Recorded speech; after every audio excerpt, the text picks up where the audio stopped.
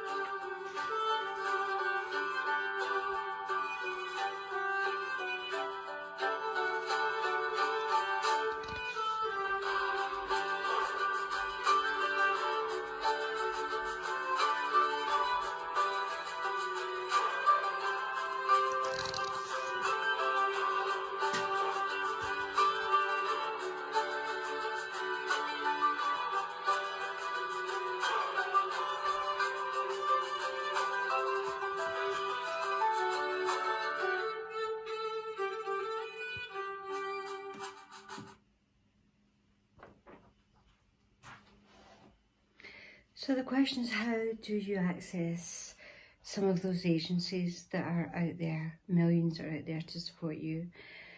Well, before we even arrive at that point, we've got to admit ourselves that we need help. And so the first thing is to ask for help. And that's usually, for maybe some of us, that's about turning to the people that we love and we care about. And they're the people that are there at our fingertips to actually to turn to and ask for help. And that might just be the starting point, and that might just be the only help that we need. But if that's not enough, then they might be in a better position to get the help for us that we need and be able to recommend people or places that we can turn to for support. So some people might even have had counselling or been in contact with some of these agencies to help improve our mental health and our well-being, and they could recommend them to us to turn to them too. And a recommendation is always good, because when someone's had a good experience, then it hopefully means that we'll have a good experience with that person too. But we've always got to remain open-minded, because every relationship is different.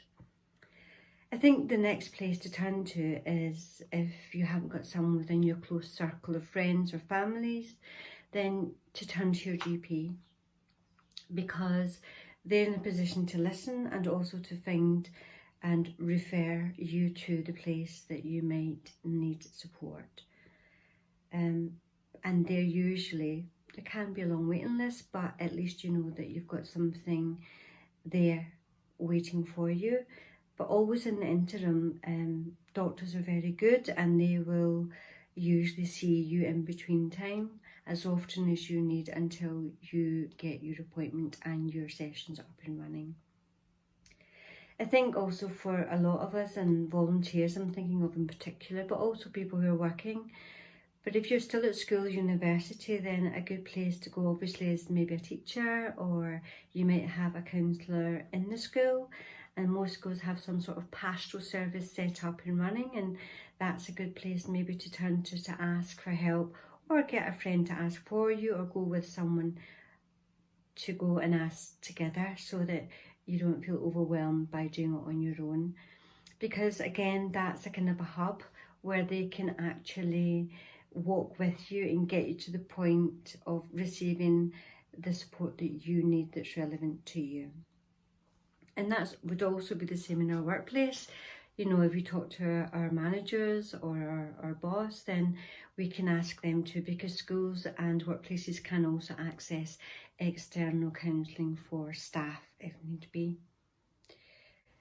I think I've shared with you just a few little samples of places on the web that you could access mental health support and information.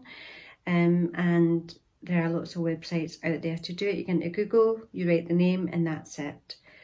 And the lovely thing about that is the anonymity. You can remain anonymous, and you've got an objective listener as well. And there are different ways that you can communicate with those people.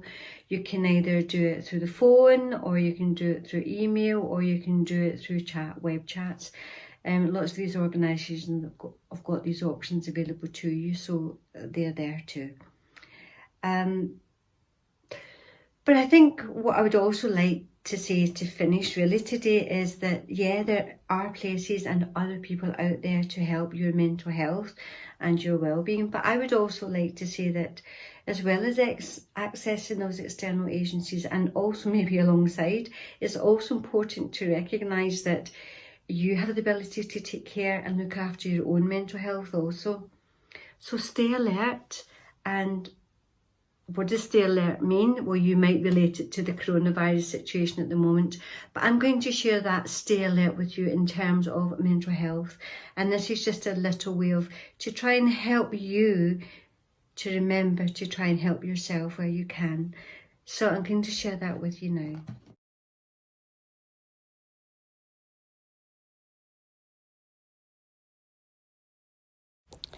Stay alert. Self-care. Take care of yourself. Be kind to yourself. Notice one good thing in you every day. Talk. Talk to someone about your feelings, not just what you're doing. A problem shared is a problem halved. Awareness. Notice what is going on inside of you. Note it down, get it off your chest, and free your mind. Yourself. Be yourself. Don't be like anyone else. Try not to compare or judge yourself against others. Access. Access the agencies. Help is out there. Listen. Listen to others, but listen to yourself too. You know yourself better than anyone else. You know what you need. Engage. Engage with the support that is available. Take the risk to ask for and receive help. Relationships. Keep connected with people that matter and who care about you. Time. If you stay alert and put this into practice, hopefully with time, your mental health will thrive. Thanks for listening. Keep well and keep safe, and keep looking after your mental health.